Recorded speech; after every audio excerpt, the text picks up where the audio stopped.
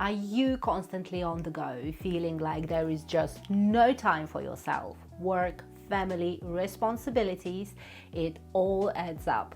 But what if I told you that you could carve out a little time for yourself even in the midst of all this chaos? I'm Anita Winters and I do intuitive art.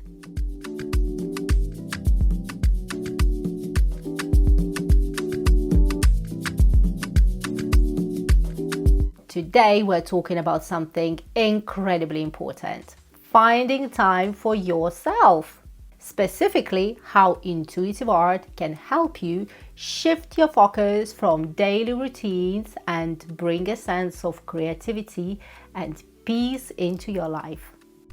As I talk, I'll show you the process of my latest creation, hoping it inspires you to start your own. It's been a while since I worked on paper, and in my previous videos I was drawing on glass, I was drawing on furniture. Check it out if you haven't seen it yet. It actually turned out very well, and I don't know why algorithms didn't like it. But anyway, it's good to be back on paper. In this video, I wanted to share a bit about how I discovered intuitive art. I had one video on this already where I briefly explained, but today I thought I'll go a bit further. Like most kids, I loved to doodle. I remember making intricate rectangle patterns at school, and artistic career was always tempting, but I always knew that it's something out of reach, as family and social boundaries led me to study something more financially secure. I once went to an open day at a university and found out about a course in the history of art. So it's not actually drawing, but still related to art. So I thought it might just work. I was thrilled. I really wanted to do it. But my parents, who were actually paying for my education, said no. My mother believed that degree like that would lead me straight to a museum ticket office at best. So I studied political and municipal management instead. Spoiler alert, didn't work out. University and work took over my life and I abandoned doodling. I tried to come back to it a couple of times, but my hand just felt stiff. And that fear of a blank page held me way back. So I stopped completely until later in life. And years later, being a stay-at-home mom. And actually, then I thought that's my dream. I just wanted to be a wife, a mother, look after the house, family, bake pies, and plant roses. Well, don't get me wrong, I'm not trying to downplay being a stay-at-home wife. In fact, it's actually one of the hardest jobs out there. I know. It's maybe just not everyone's dream. And even if it is, sometimes you just need a break. So I craved something to take my mind elsewhere. Do something besides the house chores. And that's when I realized what I'd been missing. I felt a void that art once filled. I missed art in my life.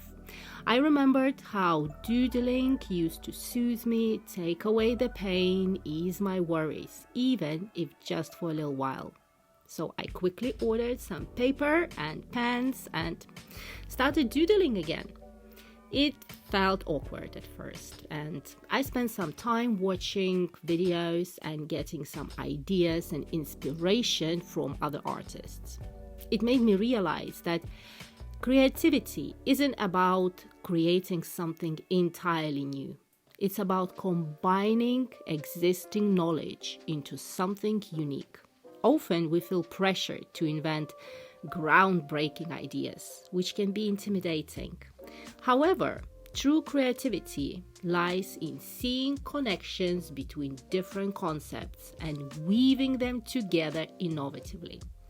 Every artist draws inspiration from the world around them, personal experiences, and others' work. Musicians sample sounds, writers borrow themes, and artists blend colors and techniques. This approach freed me from the fear of failure, allowing me to experiment and modify ideas to fit my own style. So creativity is like a mosaic, really, made up of bits and pieces from all different sources. Each piece contributes to the whole, and it's their unique arrangement that defines a creator's voice. And by embracing this mindset, we can explore and play without the burden of inventing something completely new. The magic of creativity lies in the originality of combining existing elements. So now I'm here, encouraging you to start your journey with intuitive art. This type of art doesn't require a formal education. Everyone can and should do it for their own sake. Art is for everyone. I remember how I used to pop into art shops out of curiosity, seeing all these cool supplies I had no idea how to use. I felt like they were reserved for someone else. And now I step into the same shops with curiosity and I leave with a bunch of stuff I might not even know how to use or what to do with them. But hey, we have YouTube and everything comes with instructions. So next time you're in a craft shop, just grab whatever catches your eye and we'll figure it out together. Here you saw me starting this piece with creating a background with watercolors. I'm choosing colors randomly, whatever feels like, and then I'm using a chaotic motion to create this cloud-like pattern. But you can start with something more simple. Just grab a piece of paper and some markers, pencils, or paints, and take a deep breath. Just start doodling. Don't think about what it should look like. Just let your hand move and see what comes out. You don't need to go big. Just make a couple of small pieces to start with. Later on, you can concentrate more on adding some details or implementing different mediums and turn it into an actual artwork if you like. Or don't come back to it at all, ever. But for now, just concentrate on the process and get comfortable with not seeking an eye-pleasing result. And if you have a fear of a blank page, I have a video on that. I'll link it below. But for now, you can use this trick. Lightly wrinkle the paper so it doesn't look so nice, new and crisp that you don't want to spoil it. And also, for that same reason, I like to use watercolors or ink first to stain the paper, so then it's easier to start adding patterns to it. Intuitive art is a great way to unwind and clear your mind. Even if you only have 5 minutes, it's enough to create a small piece of art and give yourself a mental break. And when you look at the pieces you created, each one is unique, just like you. They may not be perfect, but they capture a moment of creativity and self-expression. You can do this anywhere, anytime. Whether you are at home, at a park, or even during a short break at work, intuitive art is accessible and flexible. Here are a few tips to help you get started. Number 1, set a timer. Dedicate just 5 to 10 minutes a day to your art. It's a small investment for a big return in relaxation and creativity. Number 2, create a portable art kit. Keep a small kit with basic supplies in your bag. That way you can create whenever you find a moment. Number 3, join a community. Look for online groups or local workshops. Sharing your work and seeing others can be incredibly inspiring. Embrace imperfection. Remember, this is about the process, not the product. So let go of any pressure to make it perfect. I'm also trying to implement these short periods in a day for my reading. I try, doesn't always work, but I try to dedicate 30 minutes a day to reading. And if I don't have 30 minutes, I'll do 10. Still better than nothing, right? And I have to say it has become a habit and took me a long way.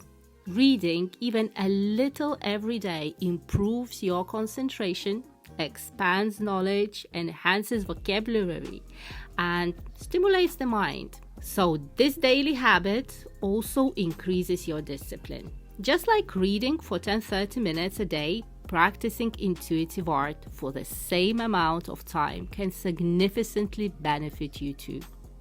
Daily art practice trains your mind to focus, which can improve your attention span in other areas. It also refines your hand-eye coordination and dexterity through repetitive, deliberate movements. By incorporating intuitive art into your daily routine, you are giving yourself permission to take a break, to breathe, and to be creative. It's a small step that can make a big difference in your overall well-being. So next time you think, I don't have time for it, remember that a few minutes can help you reconnect with yourself. Give it a try and see how intuitive art can bring a little more peace and joy into your life.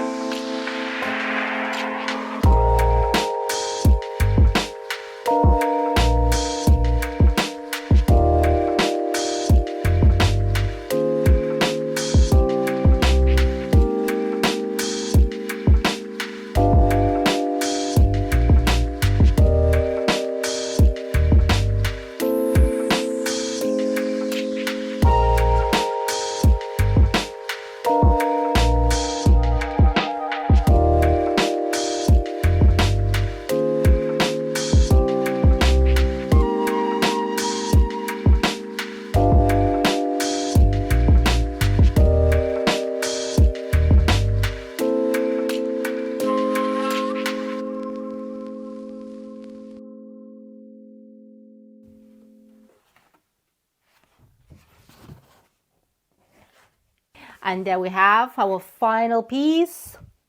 I hope you like it. I love it. I think it turned out great.